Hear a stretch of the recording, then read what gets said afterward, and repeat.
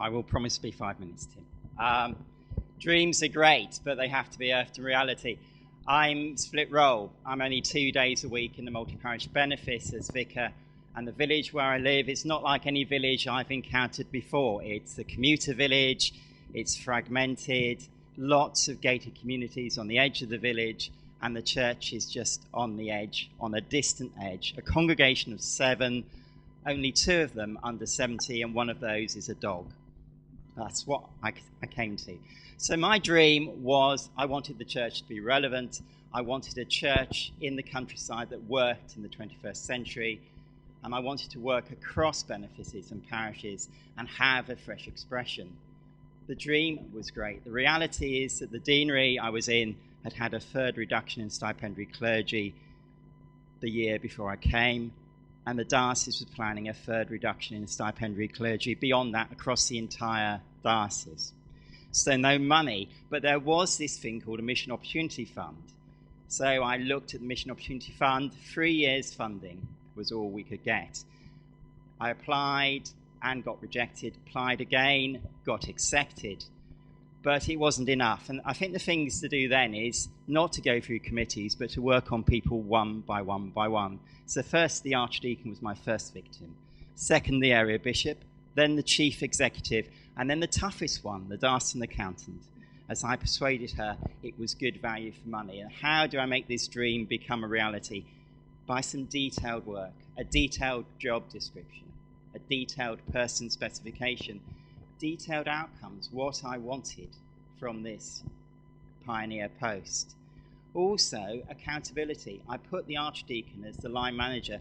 Bless him, he did not realise until the interview he hadn't read the job description and person specification fully. He would have found out accountable to the Archdeacon of Harlow, meeting every 6 months. Where are we now with this reality? Well, we have a messy church. It has 30 people coming to it. Half of them have never been to church before. I guess we call them unchurched. And then of the other half of those are de-churched.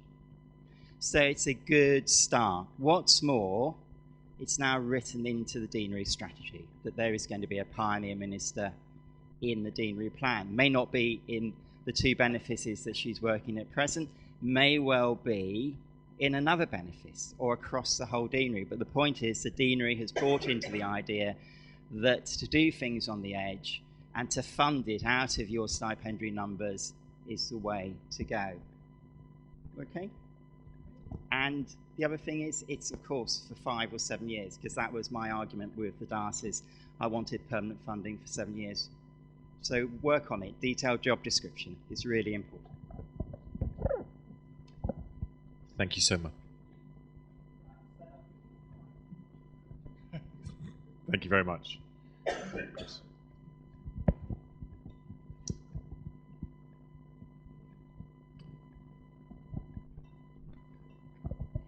Well, good morning all. As we come to our final session, I was just thinking that yesterday was the graveyard slot, and in many ways I think this is the disconnect slot, because already our minds will be thinking about what's going to face us as we touch our desks tomorrow and the next things that we'll be doing.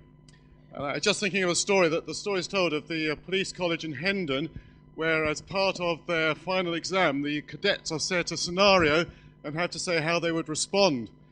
And the scenario is this: you're walking down the street and suddenly there's a huge explosion and the gas main has exploded. A great crater arrives on the high street and a sheet of flame 50 feet in the air. And you're just wondering how, as a police officer, you find the gas main and turn it off when there's a squeal of brakes and a double-decker bus, unable to stop in time, crashes into the crater.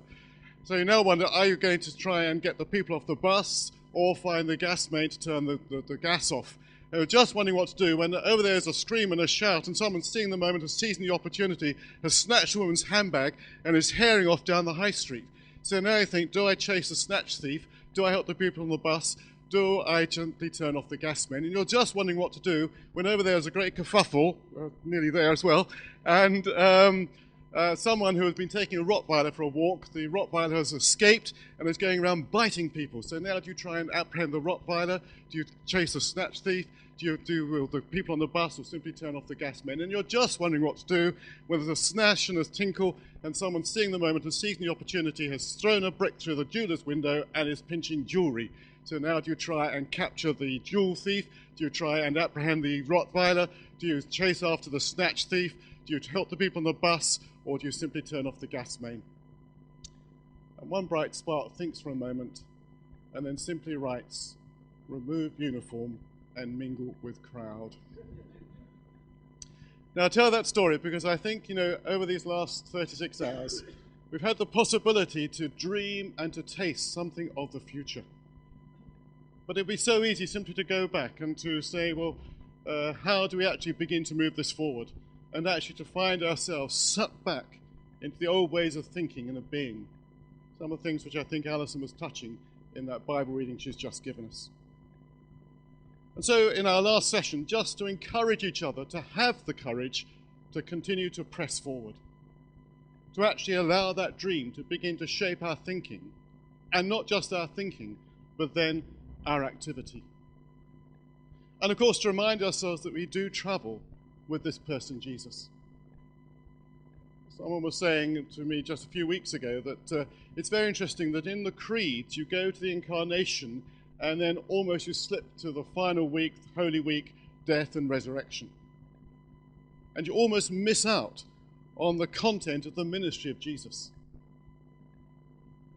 But of course it was in the ministry of Jesus during those 2.5 or 3 years that the followers of Jesus began to discover a new way of being, a new way of seeing, a new way of thinking.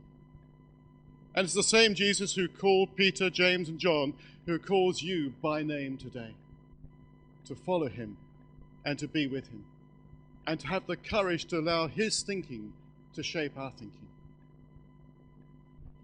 And as we were thinking yesterday, we were saying we want to begin to establish communities that are resourced and equipped, and which are released to live collaboratively and entrepreneurially. Communities that are exploring, pioneering, new engaging ways of expressing Christian community church and participating in God's mission, creating spiritual, social, and economic capital. Actually beginning to live out the promise of the new creation into the present moment. And I think there is a required leadership to allow this to happen. We will need collaborative, entrepreneurial pioneers who can release, resource, and equip God's people to participate in his mission for the transformation of lives, communities, society, and nations.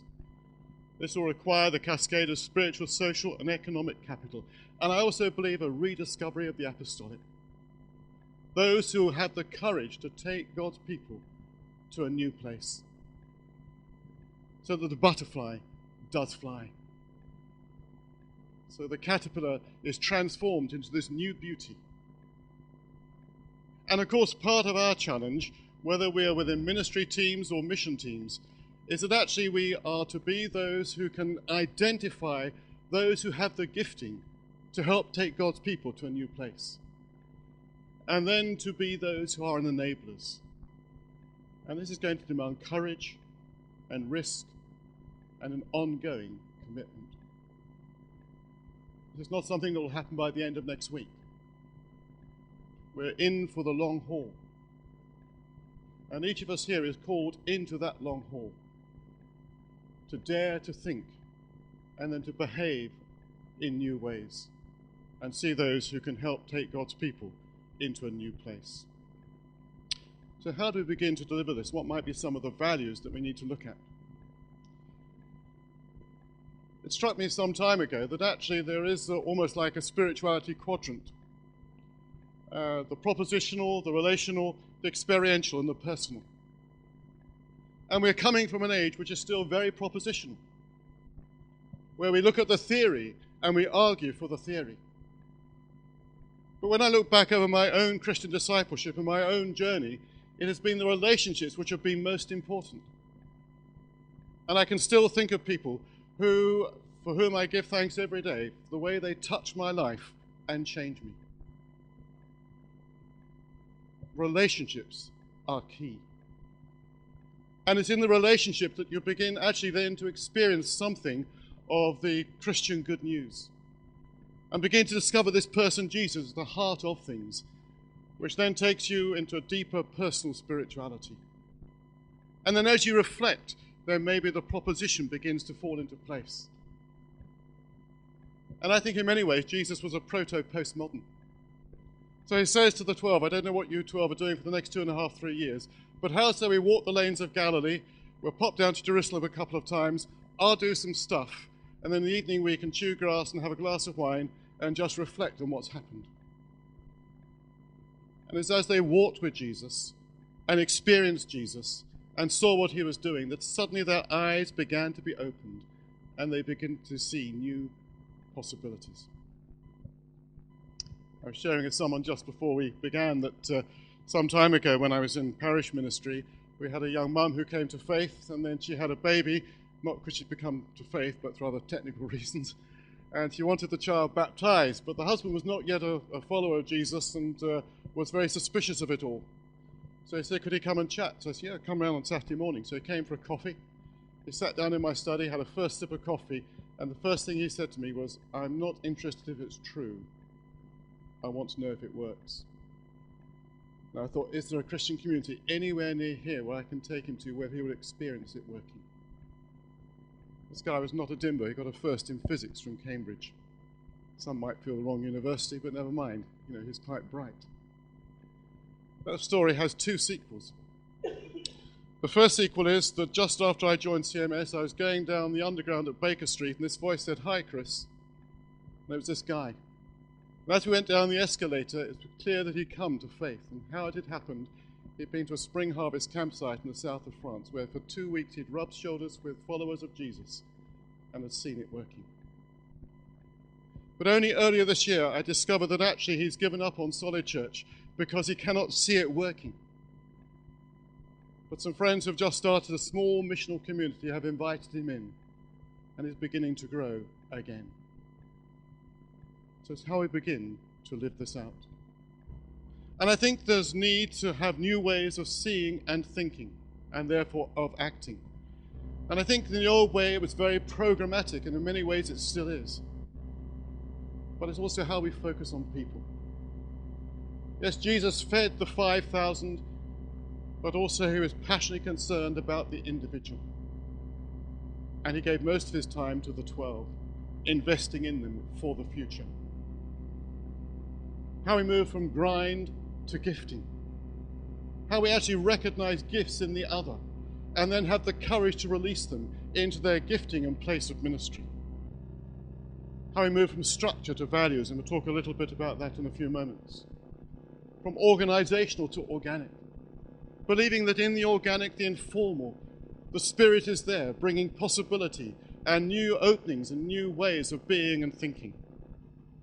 From institution to vision, from fixed to fluid, from heavy to light, from being church-centered to world-focused. God does love the church. John 3:16 reminds us that God loves the world. That's his primary concern.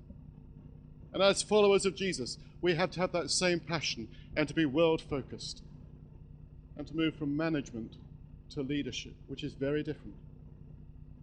I'm just so grateful for those who in one way or another recognized something about me when I was younger and actually released me into leadership. Probably shouldn't say this in front of senior clerics in the Church of England, but I was brought up in Tunbridge Wells by a vicar who had been a good Presbyterian before he became Anglican and taught me a healthy disregard for all things Anglican. And I was being allowed to preach and speak and lead the family service when I was 13, 14. Because I believe somehow Bob had recognized something of the gift and had had the courage to work with it. So I actually believe we need to have 2 foundational attitudes. We talk a lot about credibility and authenticity, but also we need integrity. I remember a guy some years ago who came to faith called Andy, and about 6 weeks after he'd come to faith, because he'd come from a total non-Christian background, he said, Chris, I have a problem. Scratch a Christian, and not far beneath the surface you find the old human nature. And I said, well, in one sense that's always true until the old human nature is totally restored and remade.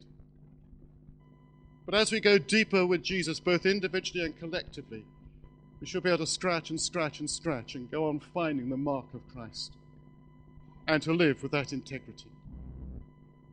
And also I think we need to move from a culture which is totally information-shaped or knowledge-shaped to actually begin to rediscover God's wisdom. Came across this quote from T.S. Eliot from The Rock, which was published in 1934. "Where is the life we have lost in living? Where is the wisdom we have lost in knowledge? Where is the knowledge we have lost in information?" And I believe that as leaders, part of what we need to do is constantly to discern the wisdom which is being given to us from the Father through the Son by the power of the Spirit. And I think also we need to find transforming ways of leading. I actually believe we need to reverse the thinking, so it's not hierarchical top-down control, but actually servant foundational, which I think is the model which was given to us in Christ. How do I release the other for whom I have some kind of responsibility into their ministry and mission, to the place where the Spirit is calling them? And I believe we need then to be able to identify, invest, equip, release, resource, encourage, and take risk. And as I look back over the 41 years of my ordained ministry and the years before that, on the whole, I have only infrequently been let down. If you trust people, I believe in that trust, they grow in integrity and in relationship. And it's also about a mutual accountability, one to the other. And I also believe as leaders, what we need always to be doing is to create space. Space where conversation can happen. Deep, meaningful conversation. And certainly both with the teams when I was with CMS and previously, just to go away and spend time, not necessarily with a huge agenda, but just actually to go away and to allow somehow the Spirit to be at the heart of the conversation. And I actually believe that engaged community will require a move from control to release, a move from a focus on structure to the relational, from the primacy of the large to the primacy of the small, and from a local perspective to a global perspective. I'm so grateful for CMS because I think from my teens it gave me a global perspective to ministry. And whilst every time we've moved we say, Lord, do we go elsewhere in the world? He said, no, just move west. So we've gone from Tunbridge Wells to Croydon to Camberley to Tame. We're now living in Stroud, and I guess in a few years' time I should be buried in the Irish Sea. But CMS has given me a global perspective, so that you see your local from the global. And I think in the old days we used to give people a telescope to look out at the big bad world over there. What you actually need is a new set of glasses, so that you have lenses which enable you to see the local from the global perspective, and to give God's people that sense of the whole of his creation and the whole of his world. And so I think it's important that at the heart of who we are as we exercise this leadership is that we have values. The values shape us. But so frequently as I go around church, it's still almost always about structure. A few years ago, Val and I managed to have a few days in New York, and we flew across, and we're at the back of the 747, so there are about 350 people in front of us going through Homeland Security as we came to JFK Airport in New York. So it gave us time to reflect on what was happening. I don't know if you've been to JFK Airport, but as you walk down the ramp into Homeland Security, on the left-hand wall, all the way down, there are the values of Homeland Security written up. So we want to give you a warm welcome. We are going to hasten you through this process, and we want you to enjoy your stay in the United States. You then looked to the right and you saw the reality. 30 desks, only 2 open, And the woman in charge, I suspect, had been trained in a concentration camp, the way she was pushing people around.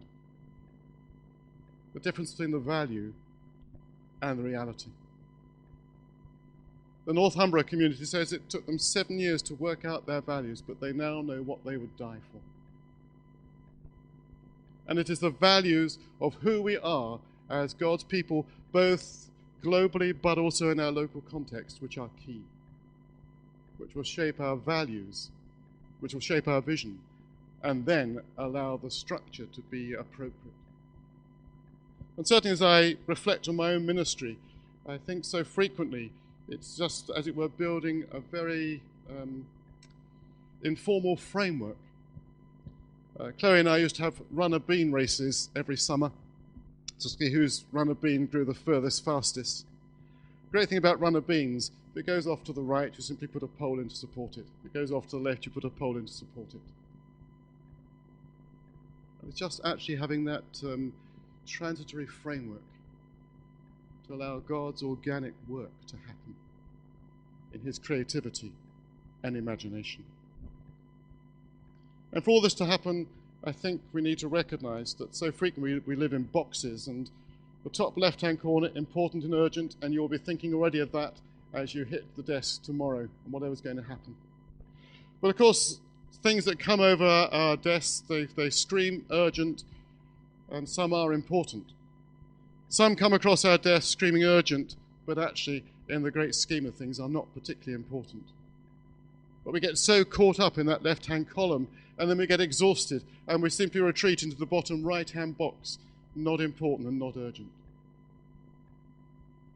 Part of our task as leaders is actually to constantly encourage people into the top right-hand box, important but not urgent, where you spend time simply together thinking and dreaming and imagining and allowing the Spirit to be creative with you and amongst you and through you.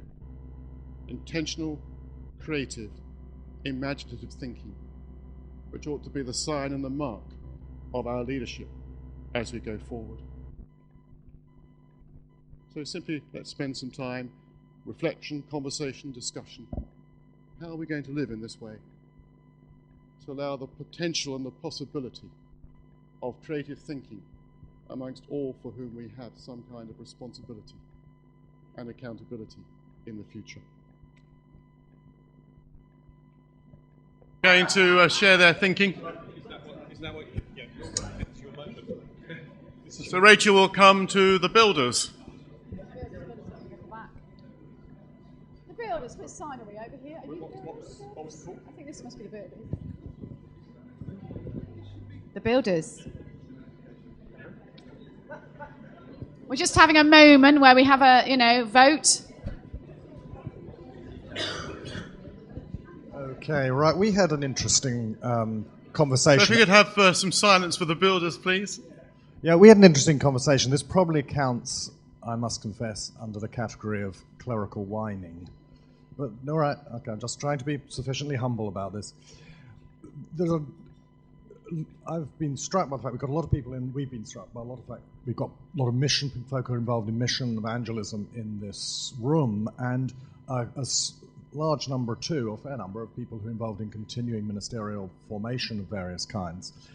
I think the conversation that we've missed, and we've talked about this a little around this table, is how can the various processes of continuing ministerial formation serve mission? How can we help missioners and us and missioners, people involved in evangelism, in terms of our work with education and formation for clergy and for readers? That seems to be something we've not talked about a lot, and around this table we seem to think that's quite a good conversation to have. Certainly from my point of view, I'd like to know how I could help and support your work as missioners, but I can't do that without the conversation. Thank you. Team M8s or TMs? We covered two or three things. First of all, we started talking about the extent to which there might be a contradiction between being collaborative and entrepreneurial. A lot of the entrepreneurs one meets are notably not particularly collaborative. However, Gavin here has been describing some research which shows that that actually there are two kinds of entrepreneurs. There's the one that one thinks of, the Richard Bransons, and there is a more social sort of entrepreneur who is successful specifically by working with and through others. So there are models around, and what's the name of the chap who's written about it? Michael Vollen's work, which is worth looking at in this respect. We were then talking about the extent to which the kind of tension between the institutional, organizational, and the fluid and relational and so on. And I guess I was advancing the point of view that it's not really an either or. And actually that one has to be realistic about the kind of organization the Church of England is. And in many ways it has the characteristics of a large-scale bureaucracy. And that's the culture of the organization to some extent. And it's very, very difficult, if not impossible, to completely change an organizational culture. So the question may be, how do we shift the culture of the organization in the right direction to the extent we need, rather than try and shift it altogether, because that isn't going to happen. And we also probably ought to be quite grateful for some aspects of the institutional and organizational, because although it might frustrate some people who want to do marvelous and brilliant things, it also stops some people doing daft and silly things. And that might be one of the reasons why the Church of England has been more resilient than some other Christian gatherings. So there's a kind of tension there, and we need to make it a creative one, I would have thought. And then Tim did encourage me, it's not my idea, to say that, that one of the things that I'm very interested in is that, how do we make this happen? What's the kind of process or structure or thinking that moves us from where we are to where we might want to be? And that is kind of my area of interest as a consultant who works with organizations who precisely want to effect this kind of large-scale change. I've been doing that for quite a long time, and I have written a book about it. In order, it's not available actually out yet, but it does apply what I think we know now about what allows organizations to change, very specifically to the Church of England. So I commend it to you. We all look forward to reading it when it comes out. Name of the book? Name the book? Creating the Future of the Church. Called to be. Table called to be.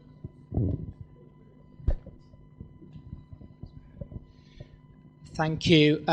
We were remarkably uncontroversial in our discussion because we agree a lot with what Chris is saying. We think some really good stuff in there. Just one question that was raised by one of my colleagues here, and that is we need to recognize that the values that an organizational church has will be changing as the church grows, because people are importing new values into that community. So we need strategies by which we keep re-engaging and reaffirming the values of that particular church. Thank you. And finally, no artificial additives.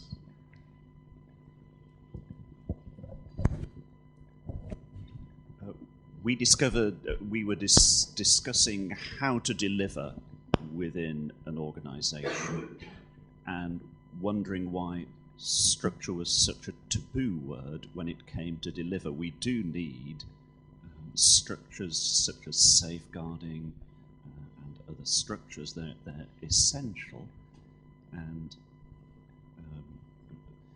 if we're going to dream up a new pen, we have to dream that, but eventually we need structures to actually produce it and manufacture it and deliver it to the shops. We do need those structures. Those structures may be wrong and may need changing, but they shouldn't be such a taboo word, and we need to look at that. Thank you. So it's going to finish with a moment of quiet and silence. And again, thank you for the privilege of allowing me to be here this week, and I've really enjoyed it in the conversations. Just wondering how to finish. June the 25th, 1972 was a Sunday, and it was a beautiful summer's day, and I was in Canterbury about to be made deacon.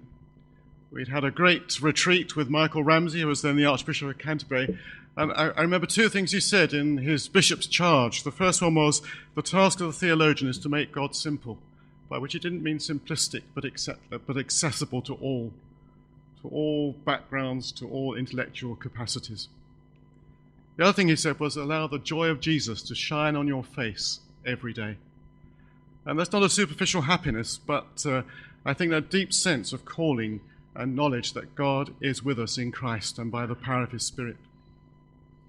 And then on the Sunday, we walked across the courtyard to the great west door. The bells were ringing, the organ was thundering, crowds were gathering. And as we went through the west door, I was walking with a guy called Paul Rivers, and he said to me, Chris, make the most of this moment. This is your Palm Sunday.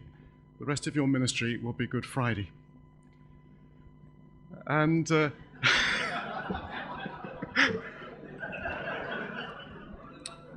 and in one sense, I think that's true. And after I'd been ordained for about 10 years, I was in Camberley in the Guildford diocese, and the diocese caught up with me and said, Neal, it's about time you did something useful. And they paid for me to go to CMS Partnership House in Waterloo, and I go up every Monday to read. And I was really trying to read about the cross. And the more I read about the cross, the heavier it became. And I got almost to the point of depression. But then I felt the Spirit led me to this verse in Philippians. All I want is to know Christ and the power of his resurrection, to share in his sufferings and become like him in his death, in the hope that I'll be raised from death to life. As a good evangelical, you do Holy Week, Good Friday, and the rest of life is hunky-dory with Easter Sunday. But this actually turns that on its head. You meet the risen Jesus in order that you might walk with him in his way of suffering and of self-giving, allowing yourself almost to die to self. And of course, for some people around the world, that means a physical death as well. Knowing that you have the promise of heaven and of life.